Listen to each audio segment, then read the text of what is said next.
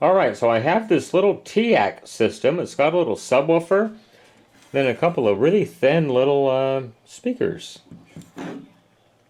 NXT, and I think, oh yeah, they do say 4 ohms down here.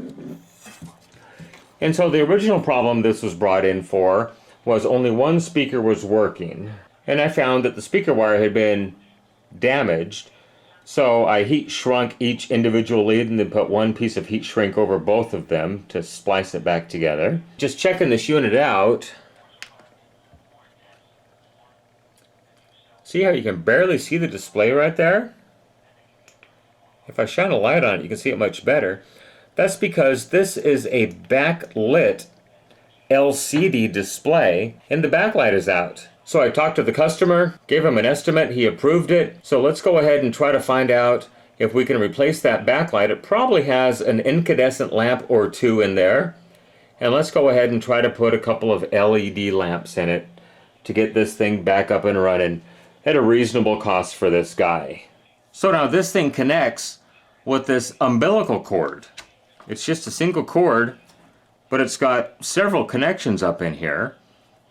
And it connects to the back of the subwoofer assembly, and that supplies all the power and the audio from the main unit here back to the subwoofer. Alright, so here's the main unit sitting here, and let's see what it takes to get it apart. Just a few screws back here, got to come out, and we should be able to get this guy open. So this unit is a CDX8.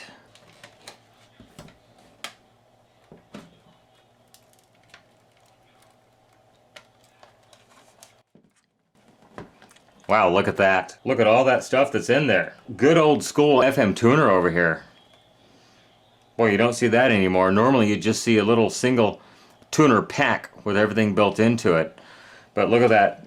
They've got the foam wax coils they've spread apart to tune it. Individual tuning coils in here, some trimmer capacitors. We're interested in this right here, which is probably going to be the display with a backlight, possibly LED, maybe incandescent. It looks like there's 2 separate sets of supplies here. So I'm not 100% sure what they're doing. There's 3 leads coming in here. So we've got a common that goes up to both of the lower pins. And then we've got an upper pin, which looks like it goes to the single upper pin, and then another lead over here. I'm not sure what's going on. Anyhow, let's go ahead and we'll just take this board completely out of the unit and we'll take a peek at it and see what might be going on the front side. Well, I've got the display board out of it, and take a look at this. I see an LED pointed over here to the left and then a tip of another LED pointed over here to the right. But that's not what lights up the backlight of the LCD display. What lights up the backlight is where you see these circles right here. I think there's incandescent lamps in here possibly. Because looking at the back of the board, we see these right here. Alright, so now it looks like I may not have to actually pull the whole display board out. I just got to cut off these little plastic molded tabs they put on here. There's 4 of them. Let's see if we can get them off without damaging the circuit board. There's 2. There's 3. So if everything goes well, this should just lift up. Oh, and there are LEDs in there. Interesting. I did not expect LEDs. Alright, so I've got a schematic here of the LEDs, and I have them out. There's apparently some blue ones and some white ones in series here. So I've got a current limiting power supply connected here. So I think the LEDs are just bad. They show they're drawing current, but I get no response whatsoever. Nothing. Let's reverse the leads. Nothing.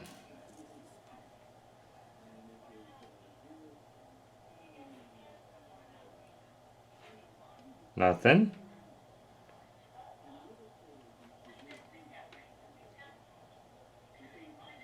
Nothing. So let's go ahead and put some new LEDs in here and see if we get better results. So I only have white LEDs here, and they work fine. That's drawing about 10 milliamps right there. So let's go ahead and put these in. I don't have any blue ones, unfortunately, but they'll just have to live with whites only. So we'll go ahead and put these in and see if we get better results. All right, the new LEDs are in. Now I did have to cut the waveguides back a little bit because I don't have that size LED. So power on. And I see a display. It is backlit. Let's hit the power button now. The other LEDs come on. It says hello, CD read. There's no disc in it right now, but I certainly can read that display much better. And all 4 LEDs are working.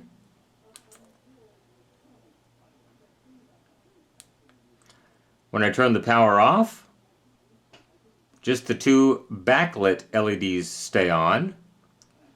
So let's make sure that we're not overdriving these things. They should have a max current of 20 milliamps per LED.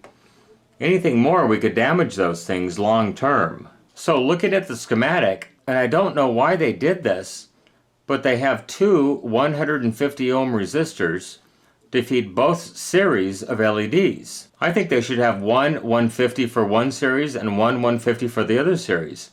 But let's measure the voltage across these 2 150 ohm resistors, and then we can calculate the current that they're going to receive.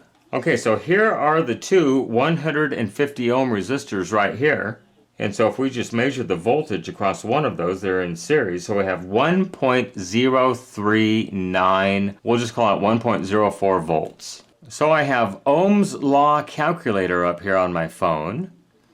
And so we know E and R, so I'll just tap on that. So the voltage is 1.04 volts, 1.04. And the resistance is going to be 75 ohms because there's 2 150 ohm resistors in parallel. And so the total current is only 13 milliamps, so that's 7.5 milliamps per LED because they are in parallel. That is perfectly acceptable. I see no problem with that whatsoever. So I'm going to go ahead and reassemble the unit and we'll ship it back to the customer. Okay, so there it is, all back together. It does have a backlight. You can see the clock display flashing at this point. Let's turn the power on, and I get illumination for the buttons at this point. The customer elected not to have the CD player repaired. I believe it has a sled motor issue. It will actually read the table of contents and begin to play the first track, but it will not advance past that track. I did clean the optical pickup, but he elected not to have the CD player diagnosed or repaired at this point. So all I've done is splice the speaker wire and repair the backlight issue that the customer has. Anyhow, I hope you enjoyed this video on the repair of the Teac CD-X8. Please consider subscribing and liking this video. It helps my channel grow. Remember, with your help, we can keep these things out of the landfill, out of the recycle bin, and out of the e-waste facility. Everybody have a great day. Thanks so much for watching this video. Bye-bye.